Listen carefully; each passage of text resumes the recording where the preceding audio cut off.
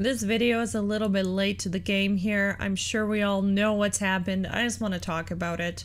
Another terrorist attack in London, 7 dead, 3 Muslim men yelling, "This is for Allah," before stabbing indiscriminately. Is anybody surprised? Because you shouldn't be, because after the Manchester attack a couple weeks ago, ISIS warned that there'd be more to come, and ISIS tells its followers that the rewards for bloodshed are heightened during Ramadan. So how did we prepare for the upcoming attacks? What did we do to stop this from happening?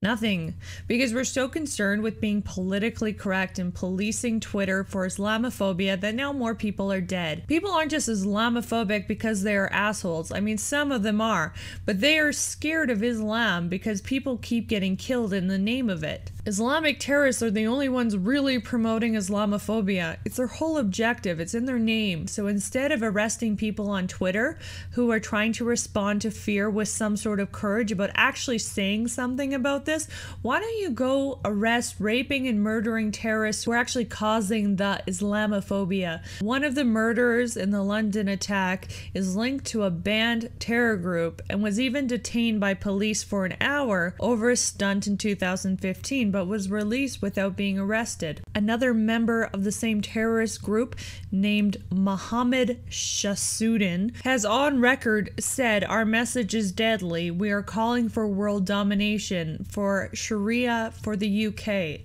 They want Sharia in the UK. We're so worried about talking about terrorism because we don't want to offend Muslims, but here's a secret. Muslim extremists will hate you regardless. They see Western culture as a disease and anyone who lives in that culture as deplorable.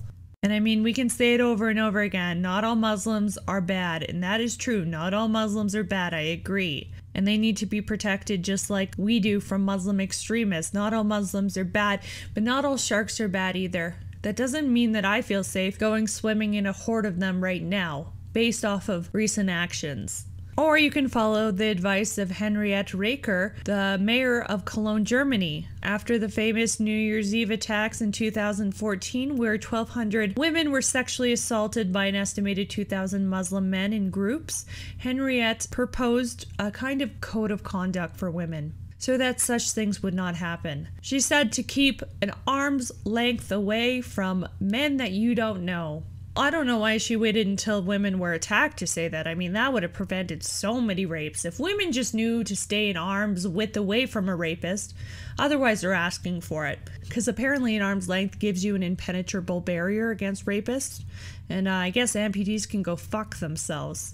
It's fucking ridiculous to victim blame. I really don't think the citizens that got stabbed on London Bridge were asking to be stabbed. I don't think it mattered if they stood an arm's length away. Women don't ask to be raped. People don't ask to be stabbed. And I think it's time to start murder and rapist blaming. You know, we're one step away from telling women to wear burqas and praise Allah if they don't want to be targets of violence. Or we can just fake some news like CNN. Here we go.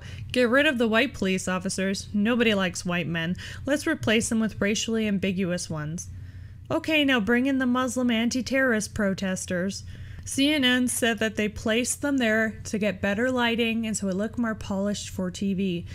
But onlookers said after this shot, the protesters went home. But regardless of if this is real or not, the way it's being staged is a little weird. I don't understand what CNN's motive is for this, but it's kind of scary. Who can we even trust anymore if the media isn't even portraying things accurately?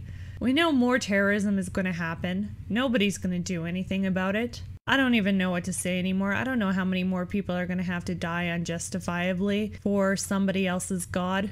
It's sad. Have a good night, guys.